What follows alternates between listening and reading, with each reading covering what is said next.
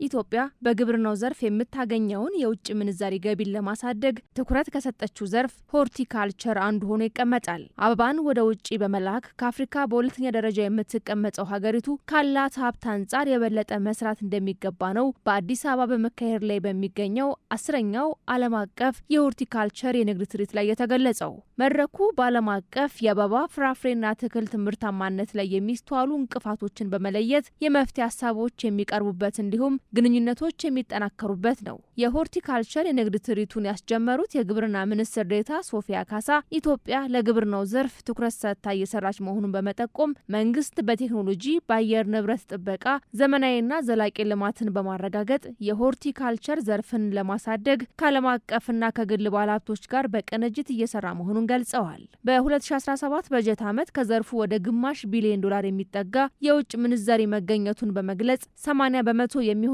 ገቢ ከአበባ ምርት የተገኘ መሆኑን ጠቅሰው በአትክልትና ፍራፍሬ ምርት ላይ ይበልጥ መስራት ይጠይቃል ብለዋል።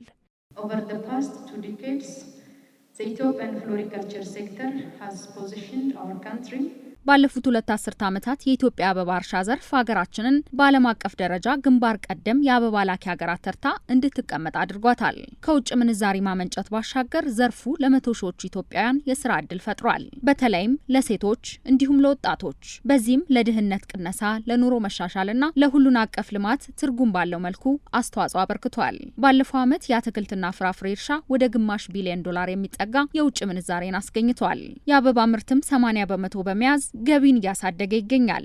ምንም እንኳን ለፍራፍሬና አትክልት የሚሆን አቅም ቢኖረንም 20 በመቶ ብቻ ነው የሚሸፍነው። ይህም በቀጣይ ትኩረት አድርጎ መስራት የሚጠይቅ ነው። የንግድ ትርኢቱ የሆርቲካልቸር ምርትና ኤክስፖርትን በማሳደግ የግብርናውን ዘርፍ ለመደገፍ የሚያግዝ ስለመሆኑ ግብርና ሚኒስቴር ገልጿል። መድረኩም ኢትዮጵያ በዘርፉ ያላትን እምቅ አቅም ለመዳሰስ እድል የሚፈጥር ነው ተብሏል። መድረኩ ለአትክልትና ፍራፍሬ ኢንዱስትሪ ብቻ ሳይሆን በሀገራችን ስላለው ሰፊ የግብርና ለውጥ ከፍተኛ እድሎችን ያመጣል። የኢትዮጵያን ሰፊ አቅም ያሳያል። የውጭ ቀጥተኛ ኢንቨስትመንትን ይስባል። እንዲሁም ከመላው ዓለም አዳዲስ ቴክኖሎጂዎችንና ዘላቂ የግብርና መፍትሄዎችን ለማስተዋወቅ እድል ይፈጥራል።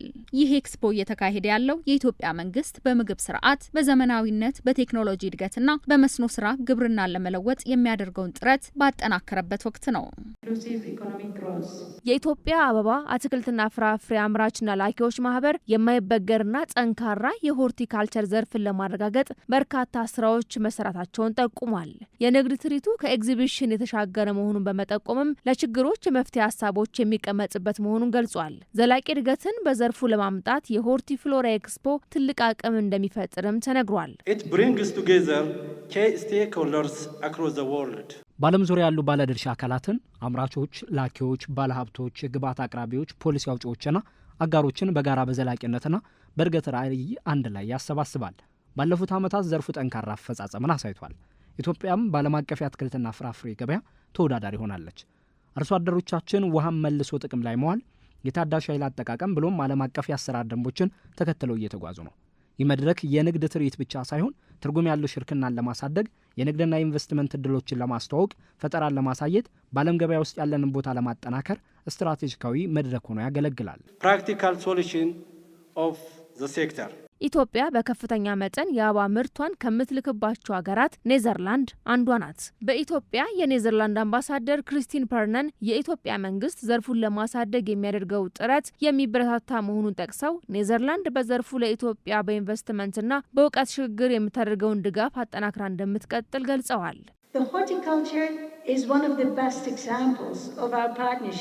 የሀገራቱ ጠንካራ ግንኙነት ከሚያሳዩት ውስጥ ሆርቲካልቸር አንዱ ነው። የደች ኢንቨስትመንቶች በኢትዮጵያ ኢንዱስትሪ ትልቅ ሚና ተጫውተዋል። በእውቀት በቴክኖሎጂና በሙያ ሽግግር አበርክቷላቸው። ሆርቲካልቸር በኢትዮጵያ ስኬታማ ከሆኑ ዘርፎች አንዱ ሆኗል። በመቶ ሺዎች የሚቆጠሩ የስራ እድሎችንም ፈጥሯል። የኢትዮጵያ መንግስት ዘርፉን ለማጠናከርና የሚስተዋሉ ችግሮችን ለመፍታት እንዲሁም ኢንቨስትመንትን ለማሳደግ ከግሉ ዘርፍ ጋር የሚያደርገውን ጥረት እናደንቃለን። ከጣቢያችን ኢንቢስ ኢትዮጵያ ጋር ቆይታ ያደረጉት በሆርቲካልቸር ዘርፍ የተሰማሩ አካላት 10ኛው ዓለም አቀፍ የሆርቲካልቸር የንግድ ትርኢት ምርትን ከማስተዋወቅ ባሻገር ዘላቂ እድገትን ለማረጋገጥ እንደሚያግዝ ነው የጠቆሙት።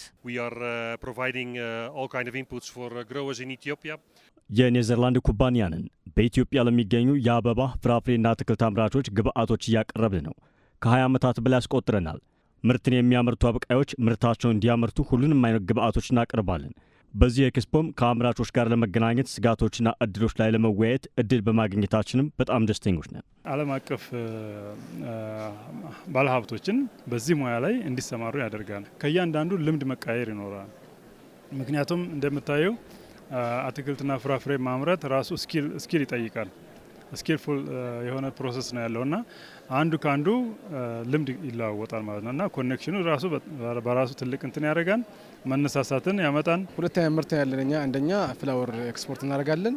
ቀደም እንዳልኩሽ ወደ ደቡብ ኮሪያ፣ ወደ ሚድል ኢስት፣ ወደ ዩሮፕ በሙሉ ያለንን ምርቶች ኤክስፖርት እናደርጋለን። በተጨማሪ ደግሞ እንደምታያቸው እነዚህ አትክልትና ፍራፍሬዎች አሉን። እንደ ሀገር አቀፍ ለገበሬዎቻችን በተመጣጣኝ ዋጋ ቃሪያ፣ ቲማቲም፣ ጥቅል ጎመን እናቀርብላቸዋለን። ችግኙን እነሱ አፍልተው ለህብረተሰቡ ያቀርባሉ ማለት ነው።